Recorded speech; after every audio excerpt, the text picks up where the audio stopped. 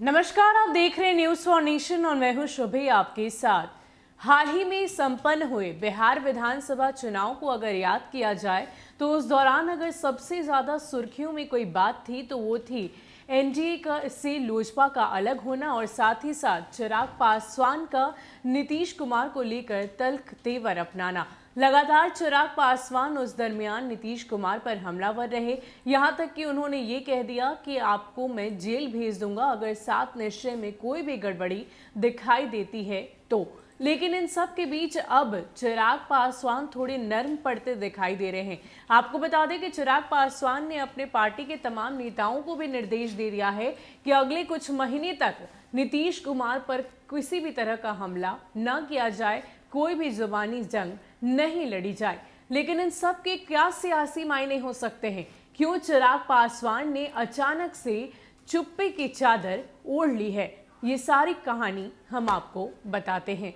सियासी गलियारों में जैसी खबरें छनकर आ रही हैं उसके अनुसार पार्टी लोजपा ने तय किया है कि बिहार में एक बार फिर नीतीश कुमार अगुवाई में बनी सरकार पर 6 महीनों तक हमला न बोला जाए।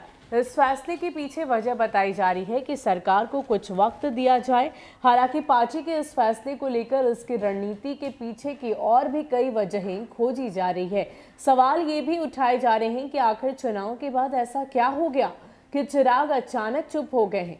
इस सवाल पर जेडीयू प्रवक्ता अशरफ कहते हैं कि बिहार में जो सरकार है वह फिलहाल अस्थिर कही जा सकती है, इसलिए पार्टी ने और पार्टी के राष्ट्रीय अध्यक्ष चिराग पासवान ने रणनीति बनाई है कि थोड़ा समय दिया जाए। आने वाले समय में देखा जाएगा कि सरकार कैसे कदम उठाती है। जहां भी गलती होगी हम सरकार को जरूर रोकेंगे, लेकिन नई सरकार को कुछ मोहलत दी जाए। सवाल ये भी उठाए जा रहे हैं कि जब महागठबंधन की ओर से लॉ एंड ऑर्डर पर लगातार हमले बोले जा रहे हैं तो चिराग की खामोशी का सबब क्या है? चिराग की चुप्पी के कई अर्थ लगाए जा रहे हैं। इस पर जब जदयू के वरिष्ठ नेता महेश्वर हजारी से पूछा गया तो उन्होंने चिराग को एनडीए से बाहर करने की मांग करते हुए कहा कि जिसका कोई आधार ही नहीं उसका हमला करना और नहीं करने से क्या फर्क पड़ता है।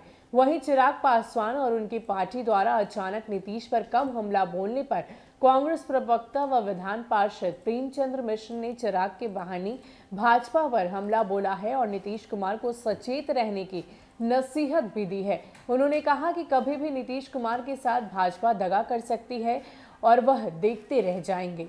तो चिराग ने आखिर अचानक से चुप्पी की चादर क्यों ओढ़ ली है, इसको लेकर सियासी गलियारे में खूब सारी चर्चाएं हो रही है।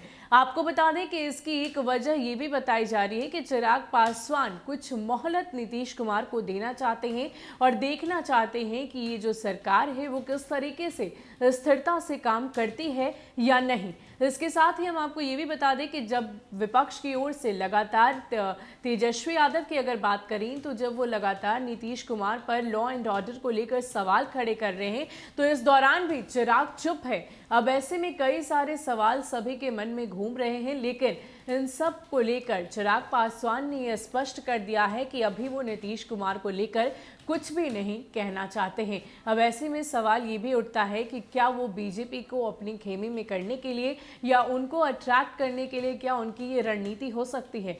फिलहाल के लिए इतना ही। ऐसे ही अपडेट्स के लिए आप हमारे साथ बने रहिए और देखते रहिए न्यूज़ फॉर नेशन। नमस्कार।